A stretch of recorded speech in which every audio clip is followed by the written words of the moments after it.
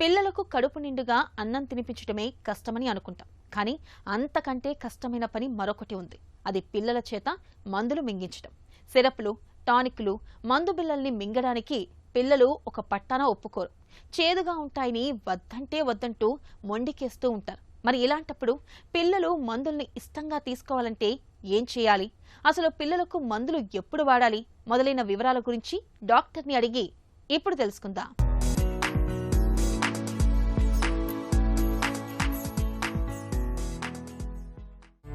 పిల్లలకు అసలు మందుల్ని ఎప్పుడు మొదలు పెట్టాలి? నార్మల్ బేబీస్ గాను అప్పుడే పుట్టిన బేబీస్కి నవజాత శిశువులు కావచ్చు, లేకపోతే first 6 months 1 year old children కావచ్చు. మదర్స్ అడుగుతామంటారు, డాక్టర్ గారు వాడు ఫీడింగ్ అది సరిగ్గా తీసుకోవట్లేదు, ఆకలి వేయట్లేదు, ఆకలికి మందులు ఇవ్వరా అని, లేకపోతే బలానికి మందులు ఇవ్వమని, లేకపోతే ఏమేమి మందులు వాడాలి, విటమిన్స్ వాడాలా, ఎక్సెట్రా ఇంకా వేరే మెడిసిన్స్ వాడాలని అడుగుతూ ఉంటారు. ఫుడ్ అది నార్మల్గా తీసుకుని బరువు అది పెరుగుతూ ఉంటే కనుక వాళ్ళకి అసలు ఏ సింగిల్ మెడిసిన్ కూడా వాడాల్సిన అవసరమే లేదు.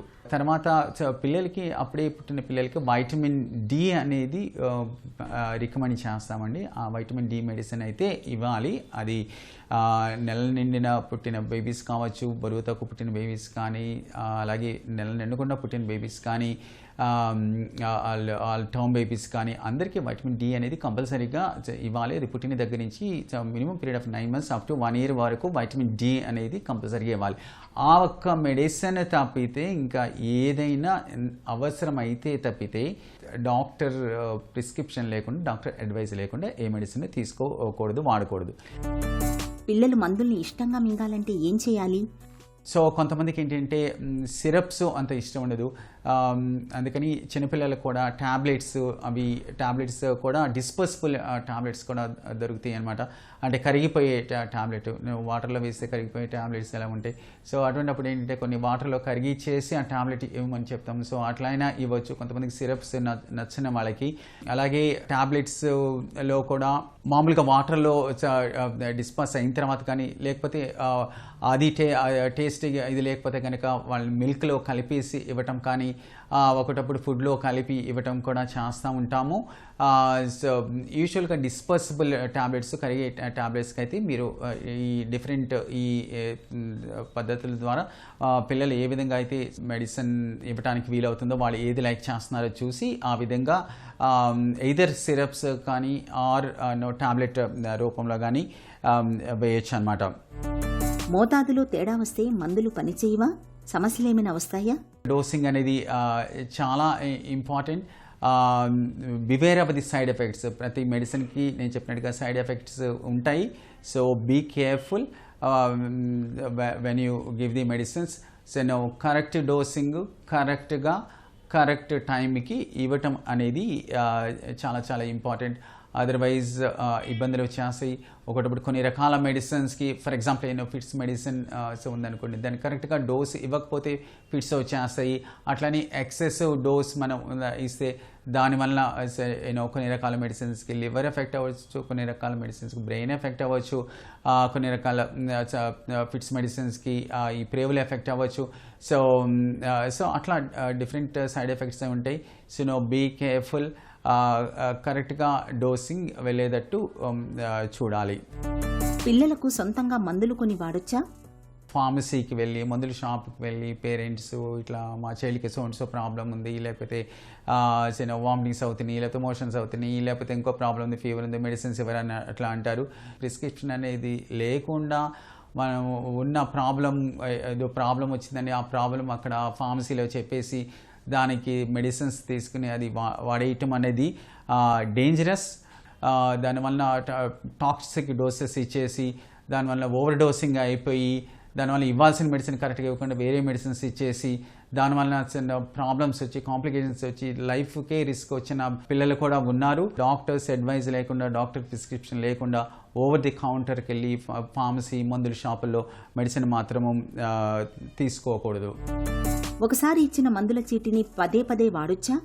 ఒక్కసారి ప్రిస్క్రిప్షన్ డాక్టర్ ఇచ్చినప్పుడు, ఫర్ ఎగ్జాంపుల్ ఒక యాంటీబయాటికే కావచ్చు, ఇంకొక మెడిసినే కావచ్చు, ఒక జలుబు దగ్గే మెడిసిన్స్ కావచ్చు, లేకపోతే మోషన్స్కి ఇచ్చిన మెడిసిన్ కావచ్చు, ఏదైనా డాక్టరు ఆ ప్రిస్క్రిప్షన్లో ఎన్ని రోజులు వాడాలో అది అప్పుడు ఉన్న ప్రాబ్లంకి ఇచ్చిన మెడిసిన్. సో ఒక 3 రోజులు కావచ్చు, 5 డేస్ కావచ్చు, 7 డేస్ కావచ్చు, ఆ టైంలో ఎన్ని రోజులు వాడాలని చెప్పారో ఆ మెడిసిన్ అప్పటికి మాత్రమే వాడండి. అలా కాకుండా దాని తర్వాత ఇదే ప్రాబ్లం వచ్చింది కదా అని చెప్పి సేమ్ మెడిసిన్ మిగిలిన ఉన్న మెడిసిన్ వేయటం కానీ, లేకపోతే అదే మెడిసిన్ మళ్ళీ ప్రిస్క్రిప్షన్ తీసుకువెళ్ళి అదే ప్రిస్క్రిప్షన్ తీసుకొచ్చి ఆ మెడిసిన్ తీసుకొచ్చి మళ్ళీ వేయటం కానీ పొరపాటును కూడా చేయకూడదు. ఆ మెడిసిన్ ఇచ్చిన మెడిసిన్ అప్పుడు ఉన్న ప్రాబ్లంకి, అప్పుడు ఉన్న తనకున్న జబ్బుకి ఇంత టైం వేయమన్నప్పుడు ఆ టైంలో యూజ్ చేయటము. తర్వాత మళ్ళీ సిమిలర్ ప్రాబ్లం వచ్చినా, మళ్ళీ అలాగే సిమ్టమ్స్ వచ్చినా మీకు మీరుగా అనేసుకుని అదే మెడిసిన్ ఫార్మసీకి వెళ్ళి తీసుకొచ్చి ఇవ్వటం అనేది పొరపాటుని కూడా చేయొద్దు. అది వేరే ప్రాబ్లం అవ్వచ్చు, వేరే ఇన్ఫెక్షన్ అవ్వచ్చు, వేరే ఇబ్బంది వలన తనకి ఈ విధంగా సిమ్టమ్స్ రావచ్చు. సో అందుకని తల్లిదండ్రులు మీరు ఇదే అస్యూమ్ చేసి సేమ్ ప్రాబ్లం కాబట్టి సేమ్ మెడిసిన్స్ అదే ప్రిస్క్రిప్షన్తో తీసుకురావటం అనేది ఎట్టి పరిస్థితిలో చేయకూడదు. మందుల కొనుగోలు విషయంలో ఎలాంటి జాగ్రత్తలు తీసుకోవాలి? Always check the medicine strength ఎలా ఉంది. అంటే ఒకటప్పుడు మెడిసిన్ ప్రిస్క్రిప్షన్ ఇచ్చినప్పుడు 1 ml దానిలో 1 milligram ఉండొచ్చు, కొన్ని రకాల బ్రాండ్స్లో 1 mlలో 10 milligrams ఉండొచ్చు. సో అందుకని వి ఆల్వేస్ రైట్ మెడిసిన్ని మిలీగ్రామ్స్లోనూ అట్లాగే రాస్తాము. కానీ చదువుకున్న పేరెంట్స్ మీరు కూడా చెక్ చేసుకుని దానిలో ఇచ్చిన మీరు తీసుకున్న బ్రాండ్లో దానిలో స్ట్రెంగ్త్ ఎలా ఉంది అనేది కూడా ఒకసారి డబల్ చెక్ చేసుకుని దెన్ ఆ మెడిసిన్ ఇవ్వటం అనేది బెటర్ అనమాట. ఎందుకంటే కొన్నిసార్లు మేము ఒక ఇన్ని మిలీగ్రామ్స్ అని రాసినప్పుడు వాళ్ళు పొరపాటు పడి ఒక 1 mlలో మేము 1 milligram ఉంటుందని మేము 1 milligram డోస్ అది రాస్తే వేరే బ్రాండ్ తీసుకుని ఆ 1 mlలో 10 milligrams ఉన్న డోసులు కూడా ఇచ్చిన సందర్భాలు ఉన్నాయి. దానివల్ల ఓవర్ డోసింగ్ అయిపోయి దానివల్ల చాలా ఇబ్బందులు వచ్చేస్తాయి, side effects and all. So be careful.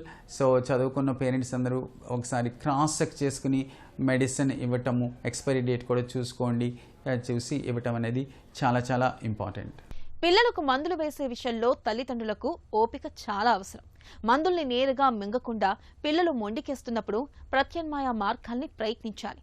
ఆహార పదార్థాలు, పానీయాల్లో కలిపి ఇవ్వడం వల్ల పిల్లలు మందుల్ని సులువుగా తీసుకునేలా చేయొచ్చు.